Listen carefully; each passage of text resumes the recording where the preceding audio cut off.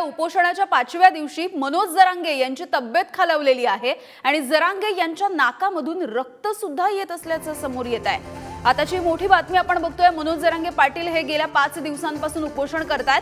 आंतरवाली सराटीमध्ये त्यांचं उपोषण सुरू आहे आणि आता मनोज जरांगे यांची तब्येत खालावल्याची ही मोठी अपडेट समोर येते आहे। मनोज जरांगे पाटील यांच्या नाकामधून रक्त येत असल्याचं समोर आलेलं आहे। ही दृश्य सुद्धा आता पुढारी न्यूज वरती आपण बघतोय। मनोज जरांगे पाटील यांची तब्येत आता 5 दिवसांच्या नंतर खालावलेली दिसतेय।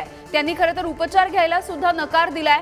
जिल्हाधिकारी हे स्वतः त्यांना जाऊन भेटलेले होते, त्यानंतरही त्यांनी उपचार घेण्यासाठी नकार दिला। आजचा त्यांच्या उपोषणाचा 5वा दिवस आहे। त्यांची तब्येत आता दिवसेंदिवस अधिकाधिक खालावत चाललेली दिसतेय, अधिकाधिक ढासळतीये। मात्र अन्न पाणी घेण्यासाठी त्यांनी नकार दिलेला आहे, कोणतेही उपचार घेण्यासाठी सुद्धा त्यांनी नकार दिलाय, त्यामुळे त्यांची ही तब्येत खालावली जाते। मराठा आरक्षणाविषयीची अधिसूचना काढण्यात आली आहे। राज्य सरकारने ही अधिसूचना तर काढली, मात्र त्याची अंमलबजावणी लवकरात लवकर व्हावी यासाठी जरांगे पाटील यांचे हे उपोषण सुरू आहे।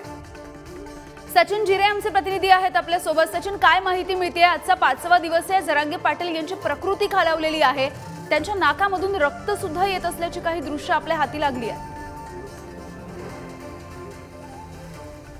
नक्कीच यामिनी, हा आजचा 5वा दिवस आहे मनोज जरांगे पाटील यांचा आणि जर खरं तर आपण पाहिलं तर या आंदोलनात हा 3रा उपोषण त्यांचा आहे। पुढील मागच्या 2 जे उपोषण होते त्या उपोषणामध्ये त्यांनी अनेक दिवस अशाच पद्धतीने आमरण उपोषण केलं होतं, त्यामध्ये देखील त्यांची तब्येत खालावली। आता हा 5वा दिवस आहे आणि या 5व्या दिवशी त्याची तब्येत आता खालावत असताना दिसत आहे। आपल्याला आज सकाळी जेव्हा ते काही वेळासाठी उठले होते त्याच वेळेस त्यांच्या नाकातून देखील रक्त येत होतं। प्राथमिक अशी माहिती आहे की त्यांचा घोळणा फुटला असावा, कारण की मराठवाड्यामध्ये सध्या ऊन जास्त आहे, उन्हाचा चटका बसत आहे, त्यामुळे त्याचा परिणाम देखील होऊ शकतो। मात्र आता त्यांची परिस्थिती ही थोडीशी बिघडल्याचं आपल्याला पाहायला मिळतंय, कारण की आता जेव्हा ते उठले होते तेव्हा त्यांच्या नाकातून रक्त येत होतं, ते दृश्य देखील आपण पाहिलेले आहेत आणि त्यांनी उपचार देखील नाकारलेला, अशी बिकट परिस्थिती सध्या निर्माण झालेली आहे। यामिनी।